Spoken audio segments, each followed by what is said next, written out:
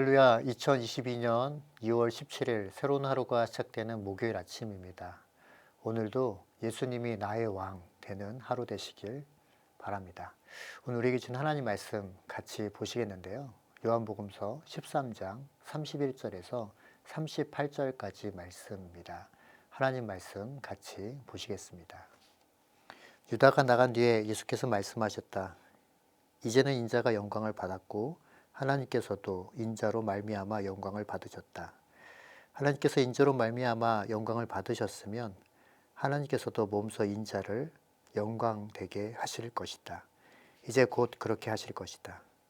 어린 자녀들아, 아직 잠시 동안은 내가 너희와 함께 있겠다. 그러나 너희가 나를 찾을 것이다. 내가 일찍이 유대 사람들에게 내가 가는 곳에 너희는 올 수 없다 하고 말한 것과 같이 지금 나는 너희에게도 말하여 둔다. 이제 나는 너희에게 새 계명을 준다. 서로 사랑하여라. 내가 너희를 사랑한 것 같이 너희도 서로 사랑하여라. 너희가 서로 사랑하면 모든 사람이 그것으로부터 너희가 내 제자인 줄을 알게 될 것이다. 시몬 베드로가 예수께 물었다. 주님, 어디로 가십니까? 예수께서 대답하셨다. 내가 가는 곳에 내가 지금은 따라올 수 없으나 나중에는 따라올 수 있을 것이다. 베드로가 예수께 말하였다. 주님, 왜 지금은 내가 따라갈 수 없습니까? 나는 주님을 위하여 내 목숨이라도 바치겠습니다. 예수께서 대답하셨다. 내가 나를 위하여 내 목숨이라도 바치겠다는 말이냐? 내가 진정으로 너에게 말한다. 닭이 울기 전에 너는 3번 나를 모른다고 할 것이다. 가룟 유다가 자신을 팔려는 것을 알고 계신 예수님께서는 오히려 이 순간이 바로 자신의 영광을 받을 시간이고 그것이 시작되었다라고 말씀하고 계시죠. 그리고 이것을 통해서 하나님께서도 영광 받게 될 거라고 말씀하고 계시고 그렇게 선포하고 계시는 것입니다. 31절 말씀 다시 한번 보겠습니다. 유다가 나간 뒤에 예수께서 말씀하셨다.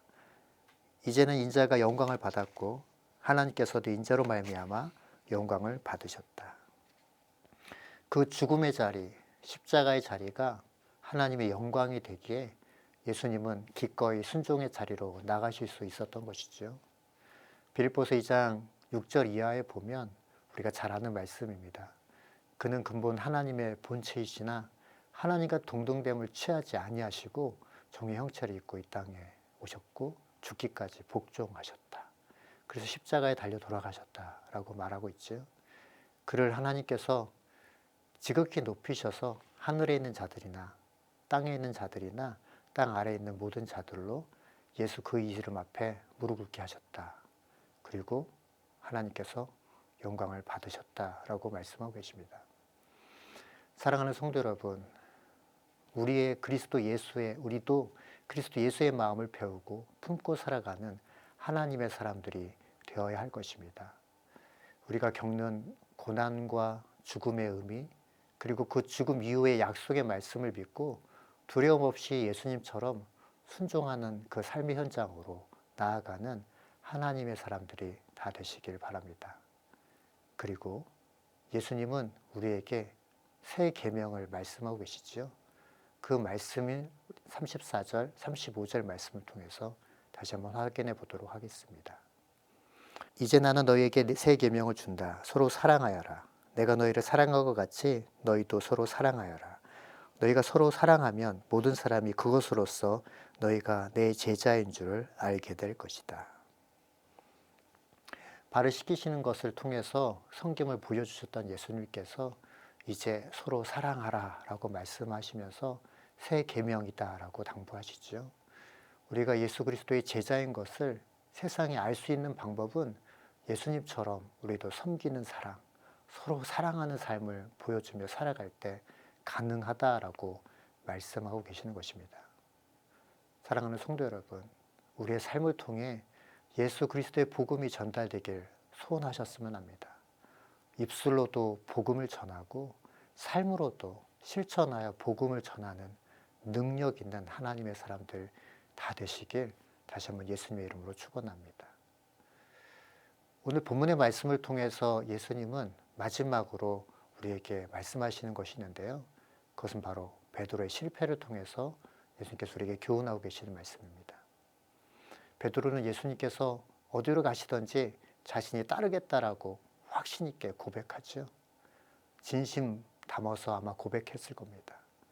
하지만 놓쳐버린 사실은 자신의 연약함을 직면하지 못하고 그가 그렇게 어리석음이 있다라는 것을 스스로가 깨닫지 못하는 상태 속에서 그 진심이 표현되고 있습니다. 36절 말씀 같이 한번 다시 보겠습니다. 시몬 베드로가 예수께 물었다. 주님, 어디로 가십니까? 예수께서 대답하셨다. 내가 가는 곳에 내가 지금은 따라올 수 없으나 나중에는 따라올 수 있을 것이다. 예수님께서 베드로에게 말씀하시죠. 지금은 할 수 없다. 하지만 나중에는 따라올 수 있을 것이다. 라고 말씀하고 계십니다. 베드로는 자신의 노력이나 열심으로 할 수 있을 거라고 생각했고 진심 어린 표현을 했습니다. 하지만 그 고백은 감당할 만큼 예수님을 잘 알지 못한 그런 상태였던 것이고요. 십자가의 길을 아직 다 이해하지 못한 그 상태에서의 고백이었던 것이죠. 이것은 내 노력이나 내 열심을 따라서 주님을 따라갈 수 없다라는 것을 알지 못하고 있기 때문에 그렇게 고백할 수밖에 없었던 것입니다. 그러면 우리는 어떻게 하면 예수님을 따라갈 수 있을까요? 그 마가복음서 8장 34절 말씀에 보면 그것에 대해서 예수님께서 다시 말씀하고 계시는데요. 이 말씀도 찾아서 한번 보도록 하겠습니다. 그리고 예수께서 제자들과 함께 무리를 불러놓고 그들에게 말씀하셨다. 나를 따라오려고 하는 사람은 자기를 부인하고 자기 십자가를 지고 나를 따라오너라. 예수님께서 말씀하셨던 이 말씀은 자기가 부인되지 않으면 그리고 십자가를 지지 못하면 예수님을 따라갈 수 없다라고 말씀하시는 겁니다. 한마디로 말해서 예수를 믿고 따를 수 있는 것은 자기를 부인하고 십자가를 지고 따라가야 하는 것이죠. 사랑하는 성도 여러분, 우리 노력으로 그것이 할 수 있을까요? 우리 열심으로 할 수 있을까요? 결론부터 말씀드리지만 우리의 결심이나 우리 다짐으로는 그렇게 할 수 없습니다. 그러면 어떻게 하면 주님을 따라갈 수 있는 그 힘을 얻을 수 있을까요? 고린도전서 12장 3절 말씀을 보시면 그 답이 그렇게 표현되어 있는데요. 그 말씀도 찾아서 다시 한번 보겠습니다. 그러므로 나는 여러분에게 알려드립니다. 하나님의 영으로 말하는 사람은 아무도 예수는 저주를 받아라 하고 말할 수 없고 또 성령을 힘입지 않고서는 아무도 예수는 주님이시다 하고 말할 수 없습니다. 사도 바울은 그렇게 얘기하고 있죠. 성령 하나님의 도우심이 있지 않고는 예수 그리스도를 주님이라고 고백할 수 없고 그 주님이라고 고백할 수 없다라는 표현은 주님을 따라갈 수 없다라고 얘기하시는 겁니다.